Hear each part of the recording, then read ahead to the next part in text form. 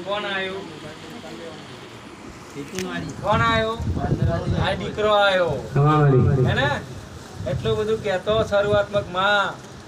મન તો પગમ દુખાય છે મને હેડાતું નહીં અડીઓ નહીં મિલાતી આ અડીઓ મિલીને જો આવી ગયો દેશની રક્ષા કરવા માટે અને જો આયો વર્દી પર હે